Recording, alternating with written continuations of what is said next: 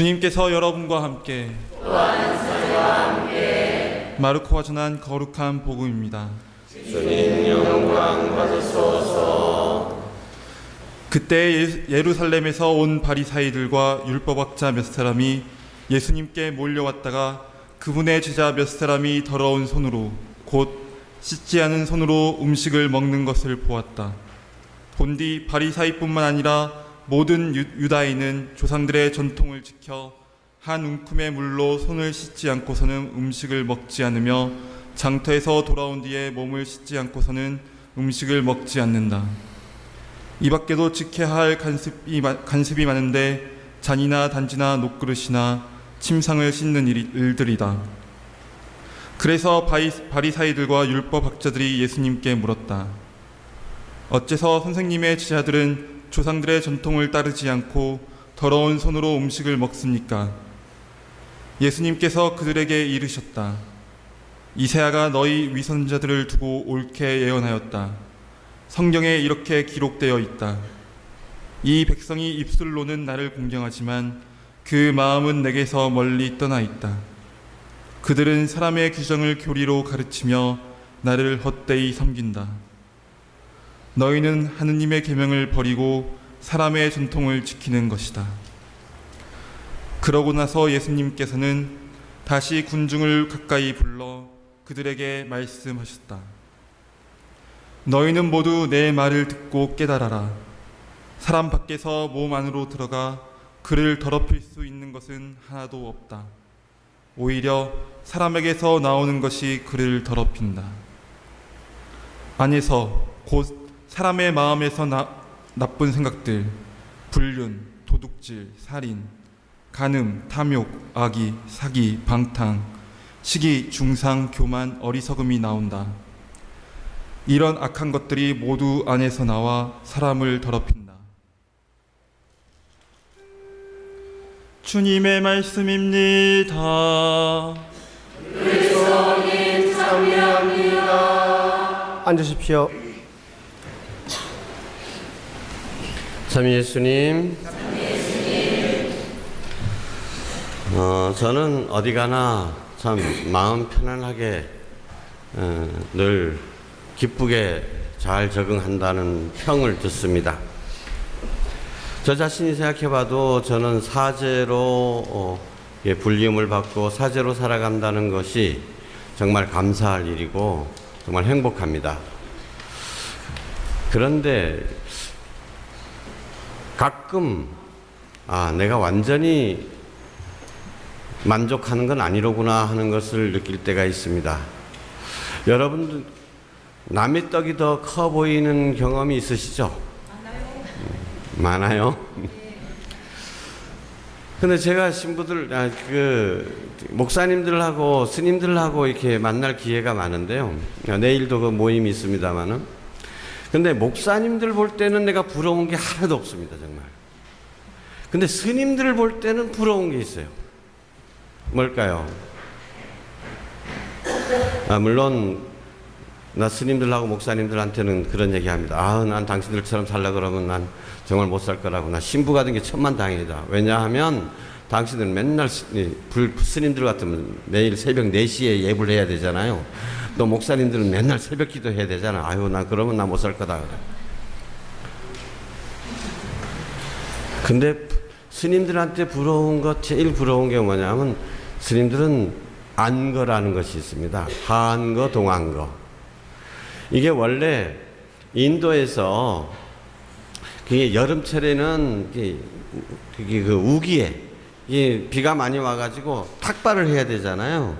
근데 탁발을 하는데 그땐 이게 그릇도 변변치 않고 그러니까 스님들이 올 때 길에 앉아 있다가 음식들 봉양하려고 그러면 음식도 다 비에 젖어버리고 또 모아놔도 그렇고 그래서 그때는 탁발을 나가지 않고 그냥 한 자리에 정주해가지고 이게 참선을 한답니다. 그것이 관습이 돼가지고 우리나라에서 여름철에 하는 것은 하한거라 그러고 겨울 추운 때 하는 것은 동안거라고 하는데 이것은 3개월 동안 시작이 된다고 3개월 동안 지속이 된대요. 그래서 이때는 이게 물론 뭐 동자승이라든지 그 도와주는 사람 보살들이 도와주긴 하는데 하루에 한 끼만 공양을 한답니다. 그리고 10시간 이상 이제 참선에 들고 이렇게 해서 어떤 사람들은 막 용맹정진이라 해서 잠도 안 자고 막 이렇게 하고, 근데 어떤 사람들은 토굴에 들어가서 그렇게 하는 사람들도 있고, 보통은 요즘은 선원 이런 데서 이게 한답니다. 3개월 동안이나 이렇게 한다니까 제가 그렇게 부러운 거예요. 아이고, 우리 성당에서 신부님이 그냥 3개월 동안 어디 가볼게 놓으면 피정 간데 놓으면 이게 상상도 안 되는 일이잖아요. 그런데 좀 더 알고 보니까 그분들이 1년에 한 번씩 하는 것이 아니라 이것도 힘들어 가지고 두 번 한 사람은 2한 거, 3번 한 사람은 3한 거, 4번 한 사람은 4한 거, 4번 정도 이렇게 안거를 했다 하면 아주 계급이 높아진답니다. 그걸 갖고. 그냥 아무나 스님들 가운데서 아무나 할 수 있는 일이 아니라는 얘기죠. 그만큼 그것도 힘든 공부라고 합니다. 그런데 이번 하한거가 어제 그저께 끝났습니다. 그래서 우리나라의 그 많은 선승들이 한 몇천 명 되는 선승들이 이 하한거에 들어갔다가 이제 해제 끝나는 날이죠. 이제 끝나는 날 우리 같으면 사제 피정 마지막 파견 미사라고 할 수 있겠죠. 여기에 강론에 해당되는 것이 해제 법회라고 그럽니다. 해제 법회를 하는데 이때 이번에 그 신흥사, 그러니까 여러분 설악산 가시는 분들은 다 한 번쯤 들리게 되는 절이 그거죠. 신흥사입니다. 그 뭐 동양 최대의 불상이 있다 뭐 이러고 그러죠. 근데 그 신흥사의 정신적 지주라고 하는 조사가 있는데 이 조사가 법문을 미리 발표를 했어요. 이게 신문에 나왔습니다. 저는 그걸 읽어보면서 아주 신선한 충격을 받았습니다. 왜? 여러분, 우리 천주교 그게 사제 피정 마지막 날에 주교님이 불교를 본받읍시다 이런 소리 하면 어떻겠어요? 근데 그 조사가 하는 말 제목이 뭔지 아세요? 프란치스코 교황의 깨달음의 실천을 본받아라. 이게 또 무슨 얘기야? 아이고, 제목 딱 보니까 그냥 눈이 확 뜨였습니다. 이게 또 뭔 얘기지? 이거 보니까 그 양반이 하는 얘기가 그렇습니다. 불교는 깨달음의 종교가 아니라는 거예요. 그건 무슨 얘기냐? 부처라는 말 자체가 부다하, 깨달은 사람이란 뜻 아닙니까? 그래서 그 사람들은 서로 만나면 성불하십시오, 깨달은 사람이 되십시오 하고 이렇게 인사를 하는데 깨달음이 최고의 목표인 줄 알았는데 불교는 깨달음의 종교가 아니다라고 일가를 하는 겁니다. 깨달음 종교 아닌 뭐냐? 불교는 깨달음의 종교가 아니라 깨달음을 실천하는 종교다. 그래서 선승들이라 그러면 제가 부러운 것 중에 하나가 그런 거잖아요. 우리 신부들도 참 신자들 이 세속의 이 더러운 것, 이런 티끌 같은 거 이거 다 그 씻어버리고 맑은 물이 흐르는 심산 유곡에 가가지고 다 그 가부좌 들고 앉아가지고 막 세상이 어떻게 돌아가든 말든 그냥 탁 앉아서 마음의 평화를 즐기고 참 고담준론을 즐기고 말이죠. 아주 맛있는 차나 음미하면서 이 얼마나 신성 같은 세계냐 말이지. 그런데 그렇게 하한거를 끝낸 스님들한테 일가를 하는 겁니다. 너네들 뭐 하러 사는 거지? 그렇게 공부하는 이유가 뭔지를 분명히 깨달아라. 깨달으면 뭐 하냐 이거예요. 깨달음을 실천해야 된다. 그러면서 예를 드는 것이 두 가지인데 첫 번째가 바로 교황님 예를 드는 겁니다. 이 양반이 우리 교황님 얘기를 해요. 작년에 우리 교황이 우리나라에 왔을 때 모습을 보아라. 그렇게 바쁜 일정 가운데서도 일부러 그 세월호 유족들을 4번이나 만나가지고 위로해주고 또 참 힘내라고 편지도 남겨주고 또 돌아가는 동안에는 어떻게 했어요? 그 내내 세월호 배지를 달고 있었잖아요. 그래서 누가 떼라 그러니까 뭐라 그랬어요? 고통 앞엔 정치적인 중립이라는 건 없다. 가는 동안에도 그렇게 세월호 그 아픔을 함께 하셨고, 원래 우리 주교단이 교황님을 방문했는데 처음으로 물어본 소식이 뭐라 그랬습니까? 세월호 그 어떻게 돼갑니까? 이 마음속에 항상 이게 가장 고통을 당하는 이들을 담고 있었다라는 거예요. 그렇게 그들과 함께하고 그들에게 위로를 해주려고 하는 이런 삶을 본받아라는 거예요. 그러면서 또 한 가지 예를 들었습니다. 소록도에 지금은 안 계십니다만 저희가 어렸을 때 신학생 때 가면 제일 먼저 우리를 반겨주던 분들 중에 하나가 그분들 중에서 한 분이 오스트리아에서 온 수녀님이었습니다. 수녀님 두 분. 수녀복도 그렇게 차려입지 않은 수녀님들이 어느 회인지도 모르겠어요.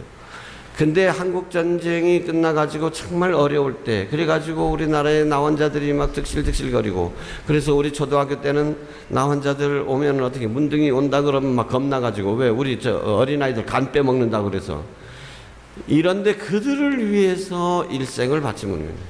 그들을 위해서 간호학 공부를 해가지고 오자마자 끝내자마자 한국에 와가지고, 근데 그렇게 일생을 우리 문둥병자들을 위해서 그렇게 헌신하신 분인데 이제 나이가 많이 들었잖아요. 한 5년쯤 됐나요? 나이가 많아졌잖아요. 그래요. 이제는 본국으로 돌아가야 되겠다. 이제는 더 이상 자기가 도움이 안 된다라는 거예요. 일 못하겠다. 은퇴를 해야 되겠다. 자, 그러면 우리 신부들도 잘 살았든 못 살았든지 간에 은퇴를 하게 되면 거창하게 은퇴 미사를 하고 뭐 이렇게 저렇게 하잖아요. 근데 이 양반들은 도망가 버렸어. 그저 딱 그 숙소에 그동안 감사합니다. 자기 오히려 자기가 있는 동안에 도와줬던 사람들에 대해서 감사한다는 말을 남겨놓고 새벽에 떠나버린 거예요. 소록도에서 난리가 났어요. 어떻게 이렇게 갈 수가 있느냐 이거. 정말 제대로 알렸으면 국가에서는 물론이고 나 환자들을 그 양반 위해서 진짜 며칠 동안 도색이 몇 마리 잡고 뭐 잔치를 했을 겁니다. 고맙다고 인사한다고. 그런 것도 다 그냥 정말 인사조차도 하지 않고 폐가 된다고 해서 자기가 올 때 가지고 왔던 그 가방 하나 달랑 들고 돌아가는 거예요. 이 얘기를 하면서 이게 깨달은 삶이다 이런 거예요. 이런 게. 그러면서 부처가 되려고 그렇게 애를 쓰는데 부처가 뭔 소용이 있느냐. 부처가 돼서 뭐 하겠다는 거냐. 이렇게 얘기를 합니다. 성불하십시오. 부처님 되십시오. 라고 이렇게 덕담을 건네는 그 세계에서 부처가 돼서 뭐 하려고 그러느냐. 중생이 없이 부처가 무슨 소용이 되냐.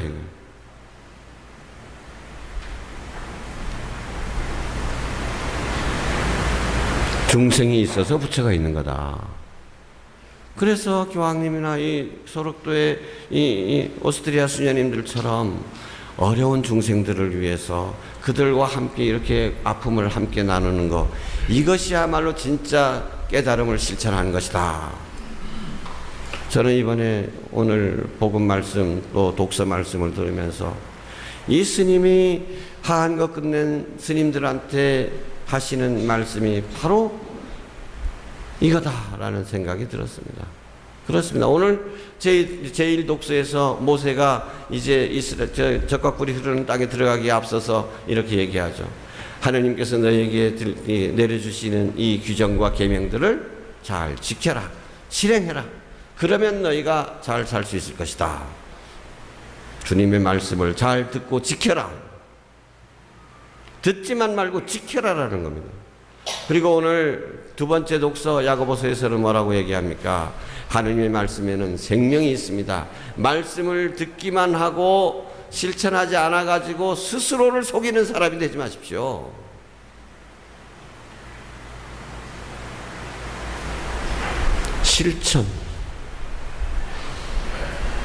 실천이라는 게 뭡니까?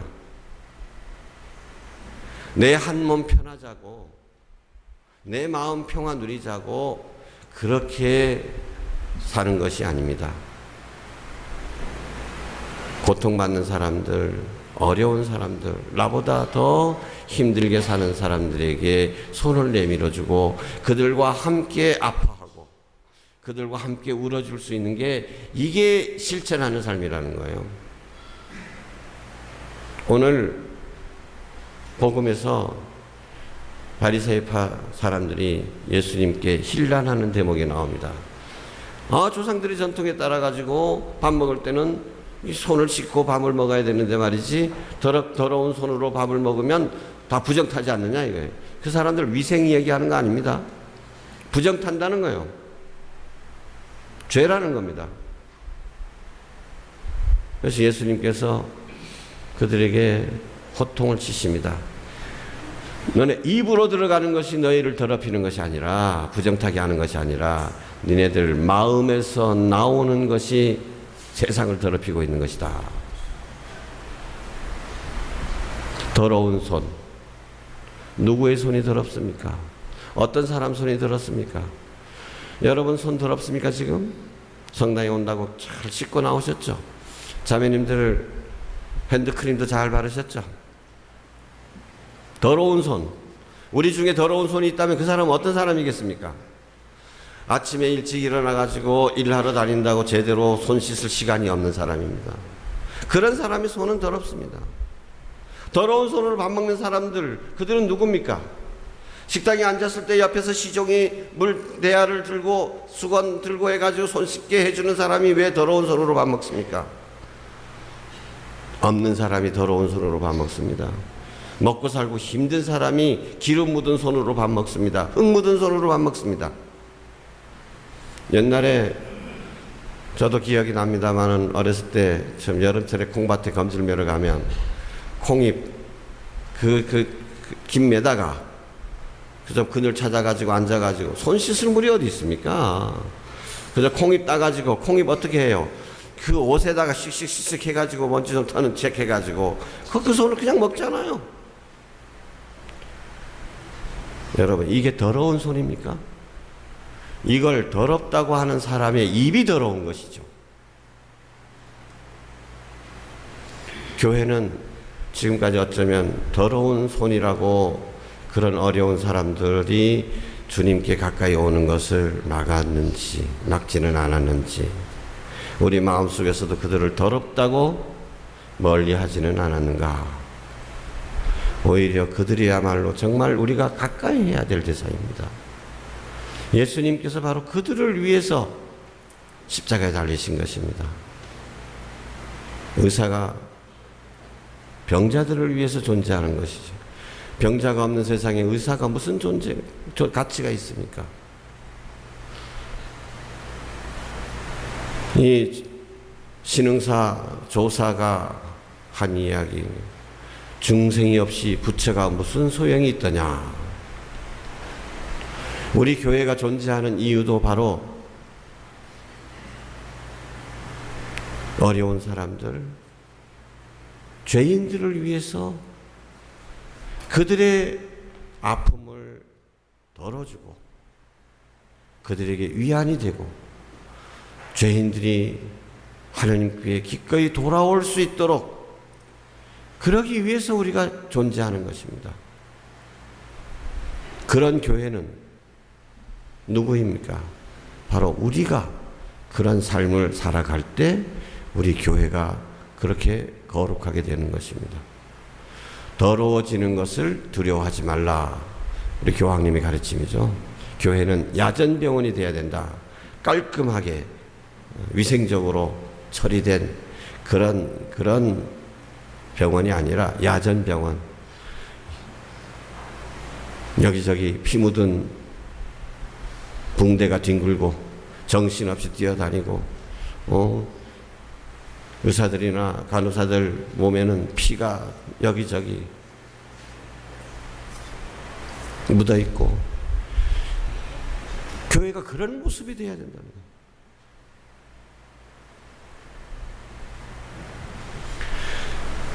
하나님의 말씀을 듣는 데서 그치지 않고 하나님의 말씀을 실천하기 위해서 오늘 정말 말씀과 삶이 온전히 하나가 되신 예수님, 예수님 십자가, 예수님의 성체를 받아보시면서 우리도 우리의 깨우침이 실천으로 옮겨갈 수 있도록 다짐하고 또 기도해 봅시다.